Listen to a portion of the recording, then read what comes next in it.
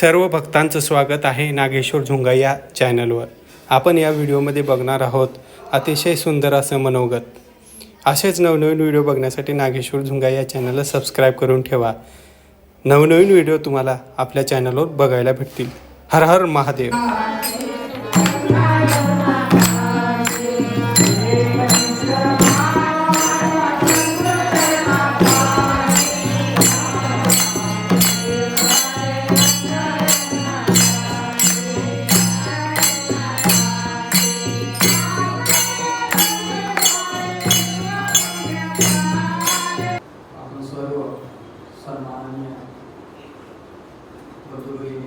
सर्वप्रथम आम्हा सर्वांना शिवशरण.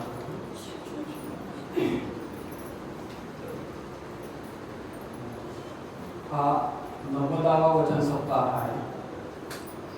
एक वैचारिक चळवळ 3 दिवसापासून चालावी मला वाटतं रुटीकरणासाठी खूप चांगली गोष्ट आहे.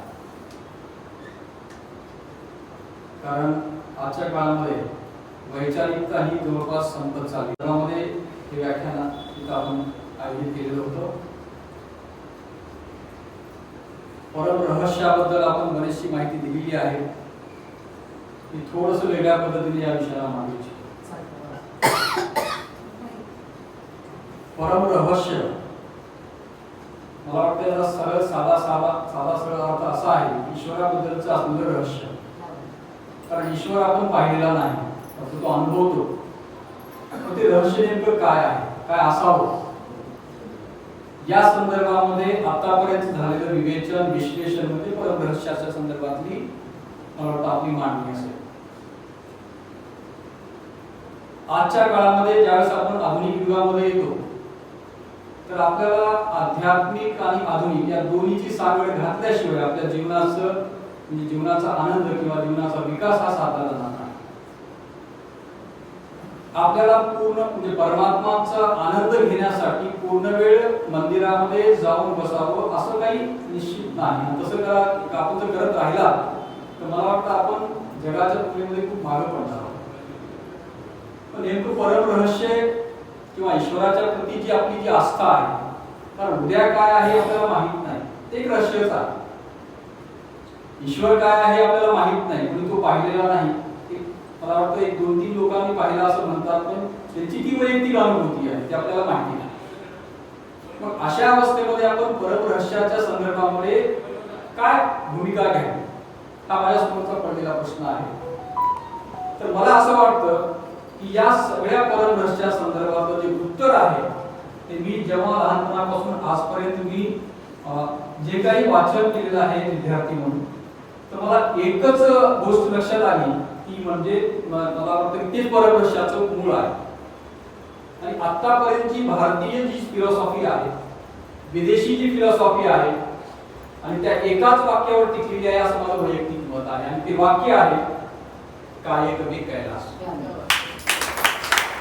मला वाटतं याच्यापेक्षा दुसरं रहस्यच नाही आपल्या जीवनात. आणि आपल्याला माहित असेल विदेशी विचारवंत असतील किंवा भारतीय विचारवंत असतील, महात्मा बसवेश्वराच्या पूर्वीचे असतील किंवा नंतरचे असतील, तर पूर्वीच्या सुद्धा अनेक विद्वानांनी या संदर्भात थोडी बहुत जी आहे संकल्पना मांडलेली आहे. पण महात्मा बसवेश्वरांनी अत्यंत साध्या सोप्या सरळ भाषेमध्ये एका वाक्यामध्ये जीवनाचं पूर्ण रहस्य आपल्याला सांगितलेलं.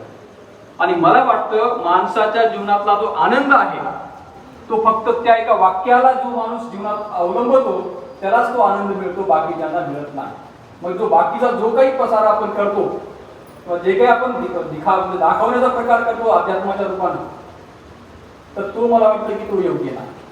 आणि मी स्वतः अनुभवतो आहे, अनुभवलेला आहे की माणसाला आपल्या कर्मामध्ये जर ईश्वर आहे हे जर पटलं आणि त्यांनी त्या कर्माच्या अनुषंगाने जर आपलं आचरण केलं तर त्याला कुठेही जायची गरज नाही. त्याच्या जीवनातला मला खूप सर्वश्रेष्ठ त्याला परमोच्च आनंद ज्याला म्हणतो आपण, त्याच्यापेक्षा वेगळा नाही. आणि हेच मला वाटतं की सगळ्यात महापुरुषांनी सांगितलेलं आहे.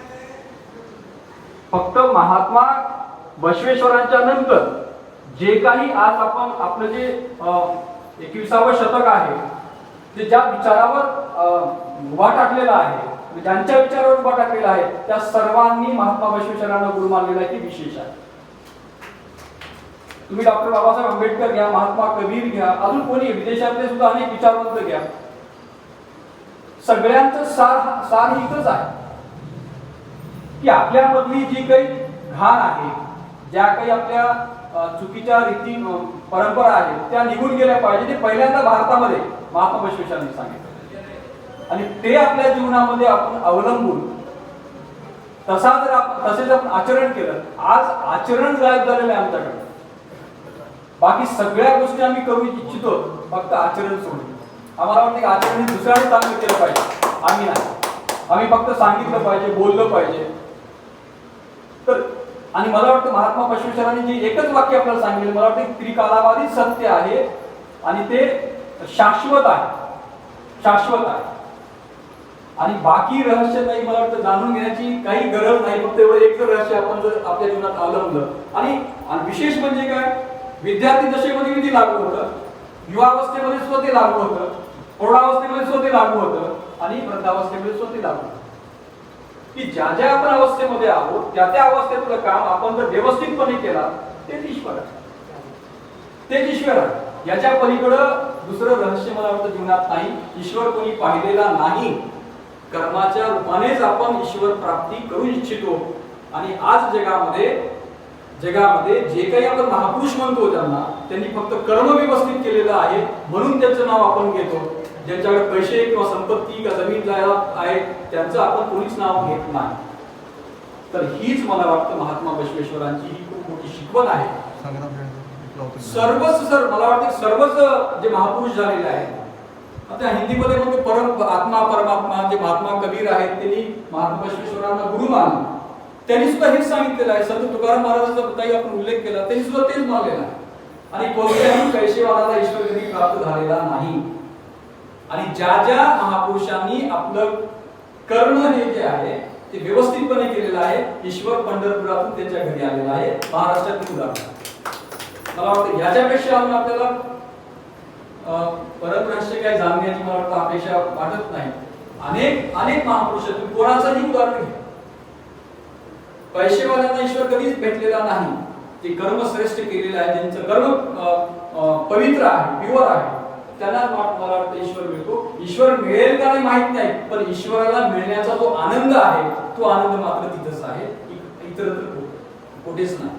तर मला वाटतं या प्रसंगी वचन सप्ताहाच्या निमित्तानं आपण सर्वांनी एक असा संकल्प करावा की आपलं कर्म आपण फक्त शुद्ध आपण करावं. आता आपण कर्म करायचं दुसऱ्यावर टाकून देणार, ही फार मोठी सध्याच्या काळातली अवस्था.